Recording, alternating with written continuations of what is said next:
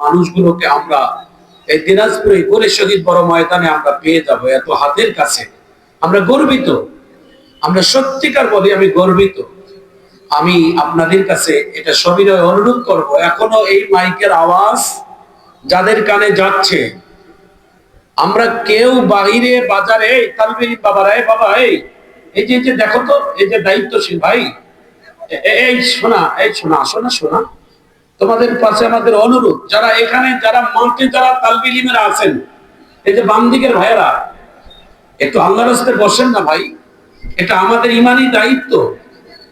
আমরা আমাদের প্রতিষ্ঠান থেকে ছুটি নিয়ে আসছি, আমরা মাদ্রাসার ক্লাস থেকে ছুটি নিয়ে আসছি, আমরা তো ঘোরার জন্য না, এখানে কোরআন শোনার জন্য আসছি। আল্লাহ আল্লাহ, আপনি রহম করুন, আমিন বলেন।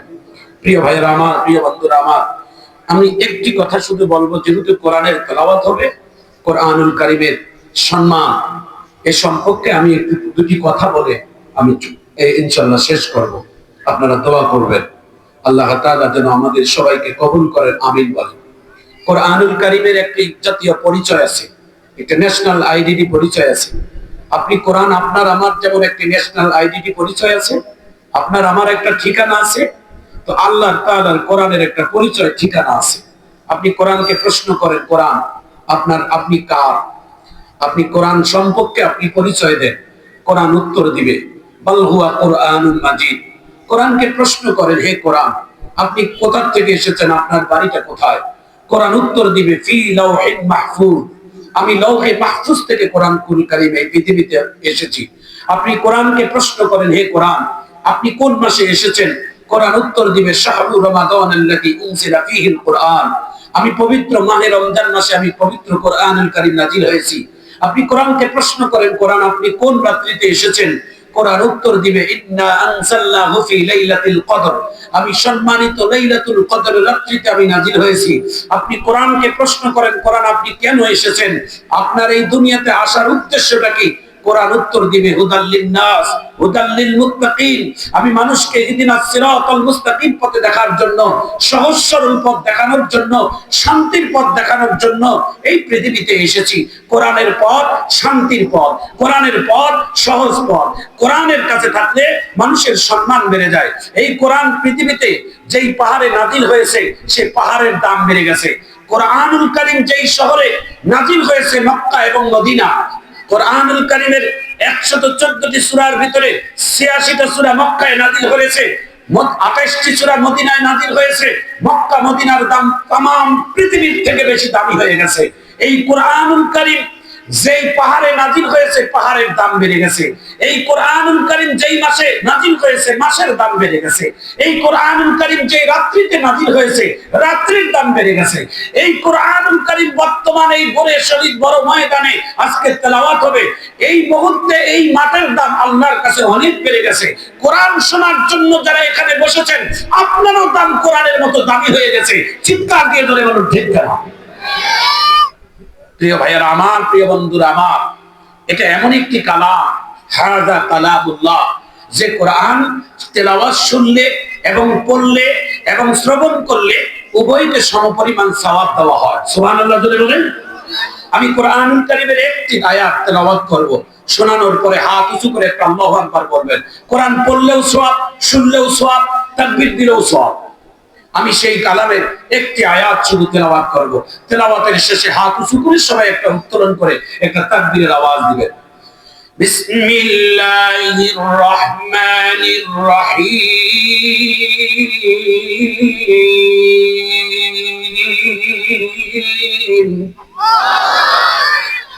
হয়নি? এতগুলো যুবক ছেলে, এতগুলো টকবগে যুবক ছেলেদের আওয়াজ এই এলাকায় যায় না। জোরে আওয়াজ দিতে হবে, জোরে বজ্রকণ্ঠে। সবাই হাত উঁচু করে একটা স্লোগান দেন তো দেখি, সবাই হাতটা উঁচু করে দেন, নারায়ে তাকবীর। আমার পছন্দ হচ্ছে না আপনাদের তাকবীরের আওয়াজ শুনে। আল্লাহ আপনি কবুল করুন, আমিন বলেন।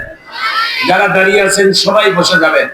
প্রিয় ভাইয়ার আমার, প্রিয় বন্ধুরা আমার, এই কোরআন মানুষের জন্য সুপারিশকারী, মানুষের জন্য শাফায়াত। এই কোরআন মানুষের জন্য সুপারিশ করবে কবরে, মিজানে, ফুলসেরাতে, হাসরে। সুবহানাল্লাহ বলেন। এই কোরআন শুধু দুনিয়ায় না, এই কোরআন আপনার মৃত্যুর পরে কবরে থাকবে। এই কোরআন শুধু কবরে না, মিজানের পাল্লার কাছে থাকবে। এই কোরআন শুধু মিজানের পাল্লার কাছে না, হাসরের ময়দানে থাকবে।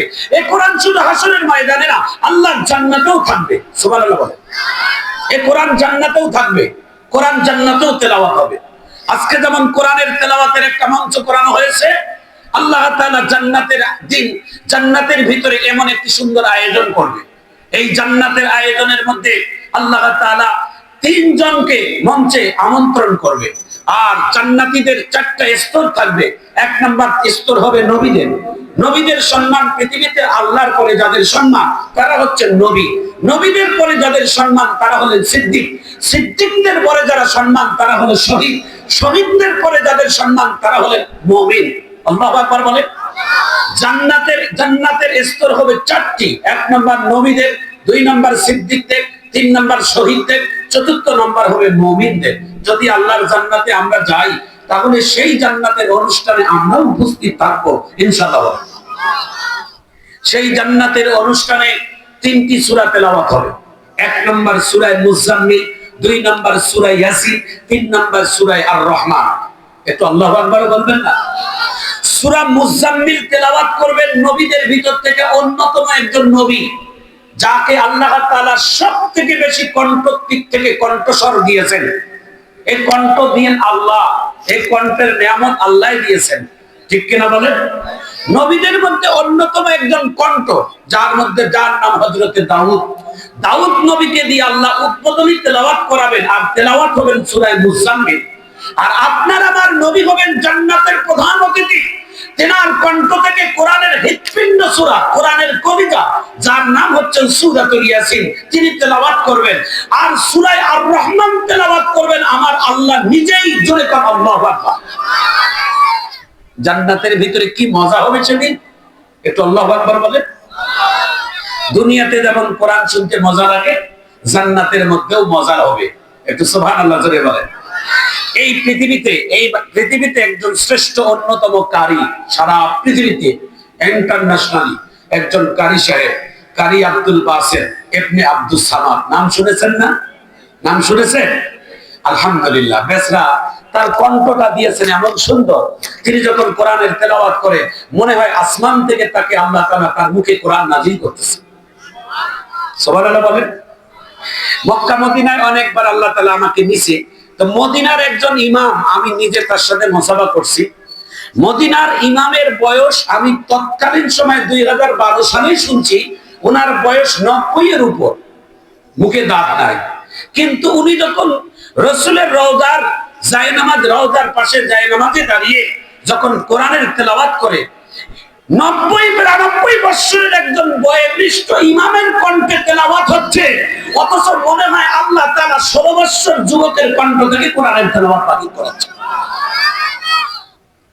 কি কণ্ঠ আল্লাহ তাআলা দিয়েছে, একটু জোরে কোন আল্লাহু আকবার। কারি আব্দুল বাসেত ইবনে আব্দুস সামাদ একবার ইংল্যান্ডে মিশরের প্রেসিডেন্টের সাথে সফর করছিলেন। মিশরের প্রেসিডেন্ট, তৎকালীন সময় মিশরের সরকার যে গভর্নমেন্ট, তার সাথে কারি আব্দুল বাসেত উনি ইংল্যান্ডে গিয়েছিলেন। গিয়ে রাষ্ট্রীয় সফর ছিল। তো রাষ্ট্রীয় সফরে দেশের প্রধানের সাথে গেলে মন্ত্রীরা যখন বিমান থেকে নামে তো তাদের জন্য লাল গালিচা বিছাই দিয়ে তাদেরকে স্বাগত জানায়। ওই দেশের গভর্নমেন্ট মন্ত্রীরা তাদেরকে ফুল দেয়। তো একজন পর একজন মন্ত্রী আসতেছে। মিশরের প্রধানমন্ত্রী ইংল্যান্ডের প্রধানমন্ত্রীর সাথে পরিচয় করে দিচ্ছে, ইনি আমার দেশের পানি মন্ত্রী, ইনি আমার দেশের ধর্মমন্ত্রী, ইনি আমার দেশের অমুক মন্ত্রী, ইনি আমার দেশের অমুক মন্ত্রী। সবার শেষে যুব্ব পরিহিত লাল একটা মাথায় টুপি দেওয়া কারি আব্দুল বাসেত ইবনে আব্দুস সামাদ বিমান থেকে যখন ইংল্যান্ডের বিমানবন্দরে আসে, তো ওই ইংল্যান্ডের প্রধানমন্ত্রী হাত বাড়িয়ে দিয়ে বলে ইনি কোন মন্ত্রী? তো ওই মিশরের প্রধানমন্ত্রী বলতেছে ইনি আমার দেশের কোন মন্ত্রীও না, এমপিও না। তাহলে কে? বলে ইনি একজন ইন্টারন্যাশনাল কারি। তো ইহুদি নাসারারা তো কারি সাহেব বোঝে না। তিনি বলছে কারি কি জিনিস? বলে ইনি ইনার কণ্ঠ দিয়ে আল্লাহর কোরআনের তেলাওয়াত সুন্দর করে করতে পারে। একটু চিৎকার দিয়ে আল্লাহু আকবার বলেন। হাত উঁচু করে আল্লাহু আকবার বলেন না, জোরে হাত তুলে আল্লাহু আকবার বলেন। ইংল্যান্ডের প্রধানমন্ত্রী ডাক দিয়ে বলে তাহলে মিশরের প্রধানমন্ত্রী আজকে তো আপনাকে আমন্ত্রণ করার জন্য আমাদের দেশে একটা অনুষ্ঠান আছে, আমার দেশের কালচার অনুষ্ঠান, ডিজে গান বাজনা আছে, মদ আছে। তাহলে আমি ওই অনুষ্ঠানটা ক্যান্সেল করে দিয়ে আপনার দেশের শ্রেষ্ঠকারী আব্দুল বাসেত ইবনে আব্দুস সামাদকে দিয়ে কোরআনের তেলাওয়াত দেই। একটু আল্লাহু আকবার বলেন। যখনই আব্দুল বাসেত সাহেব শুনছেন, তখনই উনি 2 রাকাত সালাতুল হাজত নামাজ পড়ে নিয়ে আল্লাহর কাছে দোয়া করছে, আল্লাহ আজকে যদি আমার এই অনুষ্ঠানে যদি কোরআনের তেলাওয়াত করতে পারি, আর এই অনুষ্ঠানের শ্রোতা হবেন ইংল্যান্ডের প্রধানমন্ত্রী, ইংল্যান্ডের মন্ত্রী, ইংল্যান্ডের নাস্তিকরা, তাদের সামনে যখন আমি কোরআনের তেলাওয়াত করব, আল্লাহ আমার কণ্ঠে এমন জাদুমাখা তেলাওয়াত দিও, তাদের দিলগুলো যেন আসর হয়, আর এই কোরআনের ওসিলায় যেন তাদের কালেমা পড়তে পারে। একটু চিৎকার দিয়ে আল্লাহু আকবার বলেন। কোরআন দিয়েই একমাত্র মানুষের দিলকে ঠান্ডা করা যায়, আর কোনো দিয়ে ঠান্ডা করা যায় না। আল্লাহু আকবার বলেন। এই যে আমরা কোরআনের মাহফিল গুলো বিভিন্ন জেলায় যায় ঘুরে ঘুরে বেড়াই, আসলে আমাদের বক্তৃতা যতটাই হোক না কেন, ওখানে লেখা আছে তাফসীরুল কোরআন মাহফিল অথবা কোরআনের মাহফিল। এই কোরআনের টানেই মানুষ আসে, ব্যক্তিগত আবুল কাসেম সরকারের জন্য নয়, ফরহাদুল আলমের জন্য নয়, ইন্টারন্যাশনাল বক্তা যত বড় হোক না কেন, তার ব্যক্তিগত কারো কথা শোনার জন্য কেউ আসে না, আসে কোরআনের কথা শোনার জন্য। জোরে বলো ঠিক কিনা? 1-2 মিনিট লাগবে আমাকে যেহেতু সময় দিয়েছে, আমি আসছিলাম শুধু একটু দেখা করে যাই। আমার দিনাজপুর, আমার না, ইতিপূর্বে এই মাঠে কয়েকটা প্রোগ্রাম হয়েছে, আমি আসতে পারি নাই, বাইরে ছিলাম, বিভিন্ন জেলায় সফরে। আজকেও 2টি প্রোগ্রামে কথা বলবো, এখান থেকে যাওয়ার পরও 2টি মাহফিলে স্টেজে কথা বলবো। এই জন্য আসলাম যে এটা আমার হক, আমার এলাকা, আমার ভাইয়েরা আয়োজন করছে, একটু সাক্ষাৎ দিয়ে যায়। আমাদের ছোট ভাইয়েরা এই ইমাম খাদেম, এই যে দিনাজপুর মুয়াজ্জিন খাদেম কল্যাণ পরিষদ এবং সম্মিলিত ওয়াইদিন পরিষদের এক ঝাঁক তরুণ বক্তারা আয়োজন করতেছে, মুফতি ফয়সাল রশিদি সহ সবাই, আলহামদুলিল্লাহ। তাদের সাথে একটু সাক্ষাৎ মুনাআকা করে যাই, এটার জন্যই আসলাম। এসেই আমাকে বললো যে 10 মিনিট বক্তৃতা দেন। আমি কইলাম না, বাঁচি না, গলাটা রক্ষা করি, 10 মিনিট যেহেতু ওলামায়ে কেরাম আপনারা আছেন, একটু কথা বলি। আমাকেও ভালো লাগতেছে, আপনারা অনেকে আমাকে চেনেন, আমিও আপনাদেরকে চিনি। একটু দোয়া করেন, আল্লাহ যেন কবুল করেন, আমিন বলেন। কারি আব্দুল বাসেত ইবনে আব্দুস সামাদ অনুষ্ঠান শুরু হয়ে গেল ইংল্যান্ডের মাটিতে। 1 মিনিট কি ধৈর্য ধারণ করার মতো সময় আছে তো? তাহলে একটু মন আন্তরিকভাবে আমার দিকে দেখেন, তাহলে মনে মনে মিল না হলে কিন্তু জমে না, বুঝেন না? একটু আমার দিকে তাকান, তাহলে বুঝবেন। একটু আমিন বলেন। কারি আব্দুল বাসেত ইবনে আব্দুস সামাদ সেই ইংল্যান্ডের মাটিতে, ইংল্যান্ডের সরকার মিশরের প্রেসিডেন্টকে স্বাগত জানার জন্য একটা ডিজে অনুষ্ঠান ছিল তাদের। সেই অনুষ্ঠানে গান ছিল, মদ ছিল, নারীদের, আধা উলঙ্গ নারীদেরকে নিয়ে নাচ গানের অনুষ্ঠান ছিল। সেই জায়গায় অনুষ্ঠান বাতিল করে দিয়ে কারি আব্দুল বাসেতকে ওই স্টেজের মধ্যে বসাইয়া কোরআনের তেলাওয়াতের ব্যবস্থা করে দিয়েছে। একটু চিৎকার দিয়ে আল্লাহু আকবার কর। কারি আব্দুল বাসেত ইবনে আব্দুস সামাদ ওই স্টেজের মধ্যে যাইয়া চেয়ারের মধ্যে বসে এইভাবে লাউডস্পিকারের সামনে দাঁড়িয়ে বসে এইভাবে ধুলতেছে। কারি সাহেবের একটা অভ্যাস, তেলাওয়াতের আগে ধোলে, সুবহানাল্লাহ। এটাও তার একটা মারিফতি জিনিস, একটা নিঃশ্বাস নিয়ে যেই নিঃশ্বাসে তেলাওয়াতটা দেয়, আল্লাহু আকবার, লাখে একটা করে কারি সাহেব হয়। আল্লাহু আকবার বলেন। লাখে একজন, এক নিঃশ্বাসে সূরা দোহা, এক নিঃশ্বাসে সূরা ফাতিহা। আমার মতো 10 জন কাসেম সরকার হলো, ওয়াজ আলাদা জিনিস আর তেলাওয়াত আলাদা জিনিস, ঠিক কিনা কর? আর তেলাওয়াতের মধ্যে মাধুর্যতা, সহি, সুন্দর, দেখতেই শুনতেই মন চায়। আল্লাহু আকবার বলেন। কারি সাহেবদের দরকার আছে না নাই আমাদের দেশে? বলেন, আছে না নাই? দিনাজপুরের মাটিতে কিছুদিন আগেও একটা কেরাত হলো, এটাও হবে, পারলে আরো হোক, বিরোধিতা করার দরকার নাই। কার কেরাত সম্মেলন, কার সম্মেলন, এটা বলে অমুকের, এটা বলে অমুকের, নো নেভার। সবে আমাদের কোরআনের পক্ষে যারাই থাকবে তারাই আমাদের কলিজা। কোনো হিংসা বিদ্বেষ করা যাবে না, কোরআন নিয়ে কোনো হিংসা বিদ্বেষ করা যাবে না।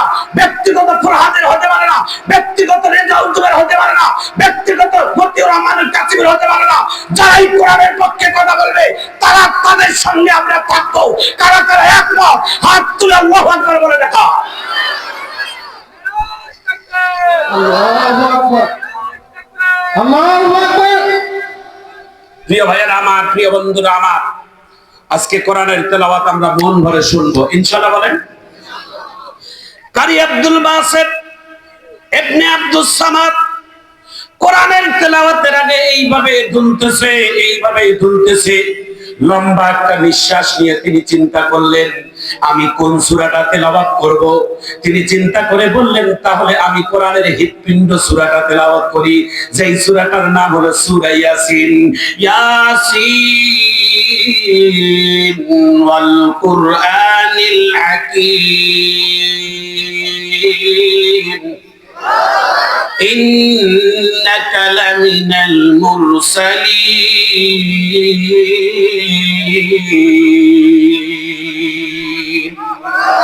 একটার পর একটা মুবিন তেলাওয়াত করতেছে। কোরআনের সূরা ইয়াসিনের মধ্যে 7টা মুবিন আছে। টানা 7টা মুবিন তেলাওয়াত করে যখন নিঃশ্বাস থামলেন, তেলাওয়াত যখন থামাইলেন, ইংল্যান্ডের মন্ত্রীরা, ইংল্যান্ডের শ্রোতারা ডাক দিয়া বলে, কারি আব্দুল বাসেত আপনি আরেকটা সূরা ধরেন, আমরা এত সুন্দর তেলাওয়াত তো এই দেশের মধ্যে কোনোদিন শুনি নাই। কারি আব্দুল বাসেত ডাক দিয়া বলে, তাহলে দ্বিতীয় সূরাটা আমি তেলাওয়াত করব, সূরা আর রহমান, যেই সূরাটা আমার আল্লাহ নিজের কণ্ঠ দিয়ে জান্নাতের ভিতরে তেলাওয়াত করবেন আর জান্নাতীরা শ্রবণ করবে, সেই সূরাটাই আমি এখন তেলাওয়াত করব, সূরা আর রহমান। আল্লামাল কুরআন।